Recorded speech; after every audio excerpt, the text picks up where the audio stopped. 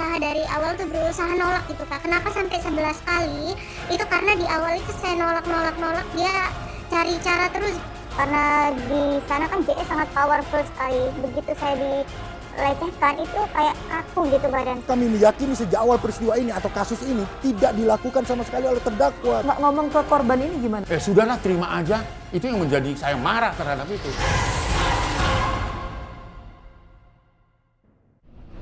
Puluhan siswi Selamat Pagi Indonesia diduga menjadi korban kekerasan seksual oleh motivator nasional sekaligus salah satu founder dari tempat mereka sekolah, Selamat Pagi Indonesia.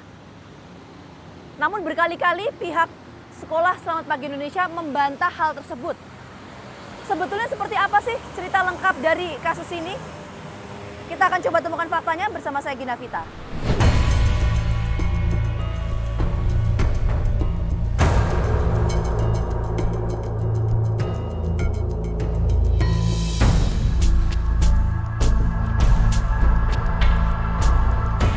Jagat dunia pendidikan kembali terguncang. Kali ini ikut menyeret seorang motivator nasional, Juwanto Eka Putra alias JE. Pria yang juga dikenal sebagai pebisnis sukses ini dilaporkan telah melakukan kasus pelecehan seksual terhadap siswi sekolah menengah atas Selamat Pagi Indonesia yang didirikan oleh sang motivator di Kota Batu, Jawa Timur sejak tahun 2007. Proses perjalanan kasus ini sendiri melalui rute yang cukup panjang. Berawal dari laporan seorang siswi bernama Mawar, sebuah nama yang sengaja kami samarkan ke Kepolisian Daerah Jawa Timur pada 29 Mei 2021. Kala itu, Mawar didampingi oleh Komisi Nasional Perlindungan Anak atau Komnas PA. Pengelola sekolah Selamat Pagi Indonesia sendiri membantah adanya kasus tersebut di lingkungan pendidikannya. Apalagi JE yang merupakan pendiri sekolah ini dikenal sebagai sosok yang mengayomi dan menjadi salah satu donatur bagi yayasan pendidikan yang diperuntukkan bagi anak yatim piatu maupun dari keluarga yang tidak mampu tersebut. Meski demikian, pada Agustus 2021, JE ditetapkan sebagai tersangka. Kasusnya mulai disidangkan di Februari 2022.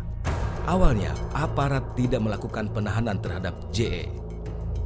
Nah, hal ini sempat mendapat respon negatif dari masyarakat.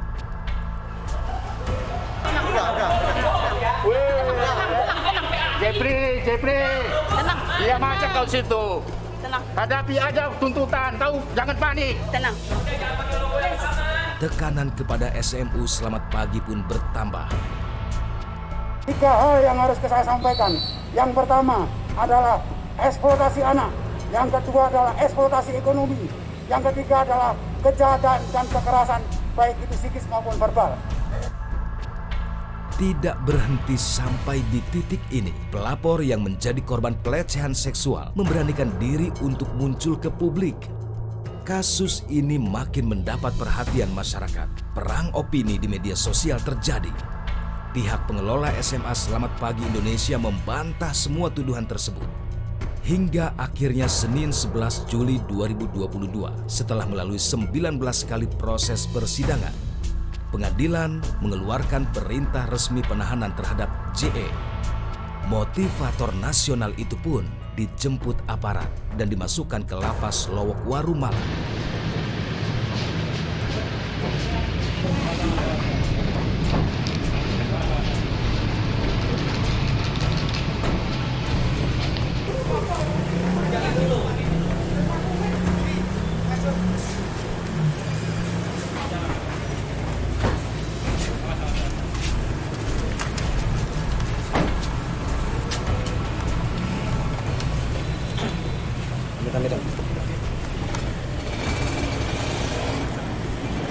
Tahanan atas nama Juwanto Eka Putra ya, berdasarkan penetapan dari pengadilan selama 30 hari terhitung hari ini.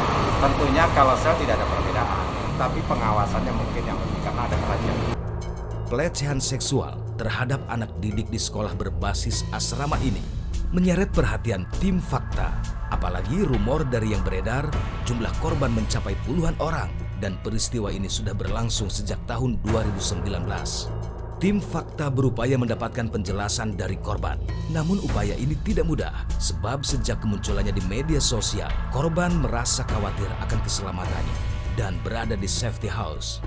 Hingga akhirnya, untuk menjaga keselamatan korban, tim Fakta menyambangi korban lewat wawancara jarak jauh.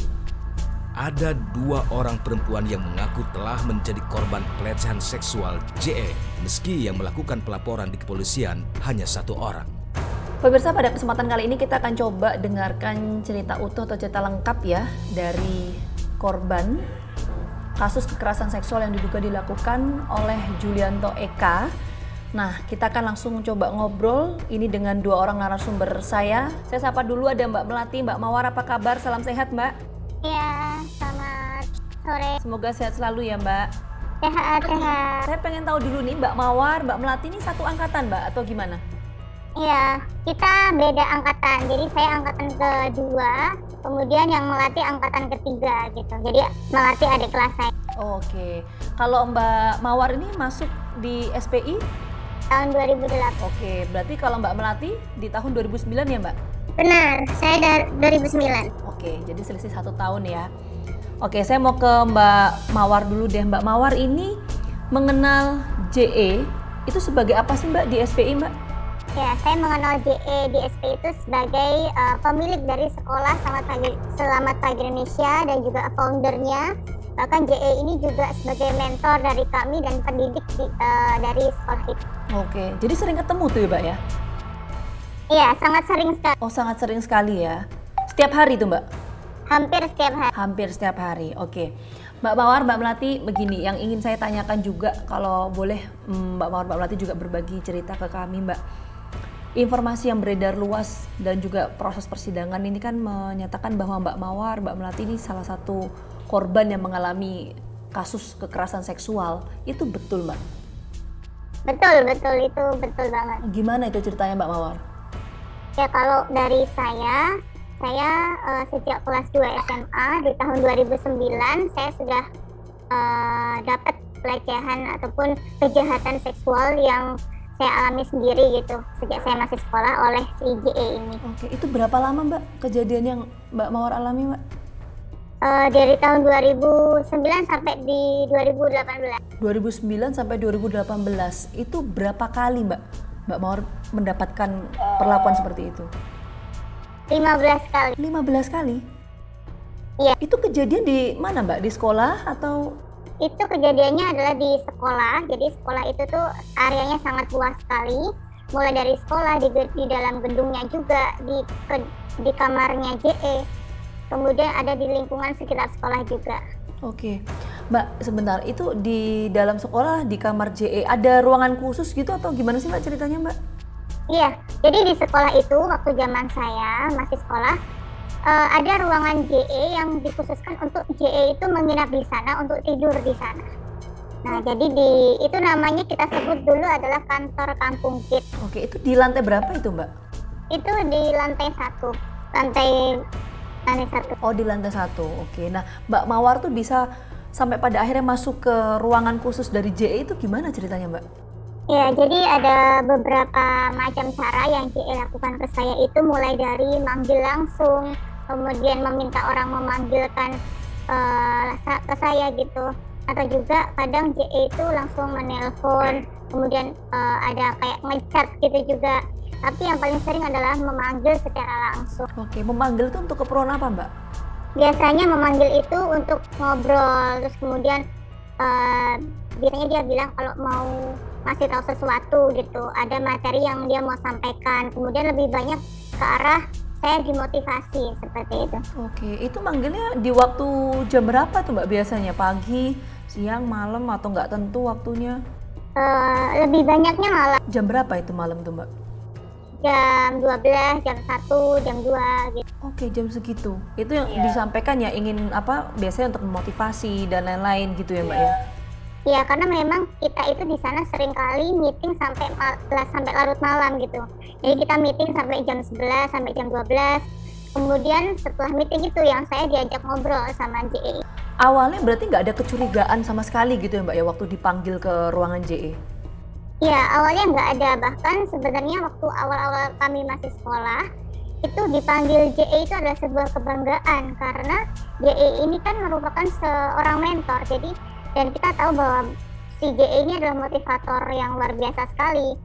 Nah, orang sukses lah seperti itu. Jadi, teman-teman saya pun juga kalau dipanggil JE sebenarnya mereka bangga, tapi kan kita nggak ada yang pernah tahu apa aja yang dialami di situ gitu. Ketika sudah sampai ke kamar JE itu apa yang waktu itu terjadi di sana, Mbak? Ya, jadi garis besarnya adalah saya waktu dipanggil sama JE dan saya dilecehkan di beberapa tempat itu, ya JE mulai dari awalnya memotivasi saya, kemudian dia menanyakan tentang keluarga saya gitu, terus kemudian dia kayak ngomong bahwa oh kamu itu punya potensi yang luar biasa kayak gitu, saya pengen jadiin kamu seperti orang sukses. Nah sampai suatu ketika langsung saya dicium kening, dicium pipi, dan itu membuat saya sangat shock seperti itu, Pak. Dan itu sudah sampai ke 15 kali gitu.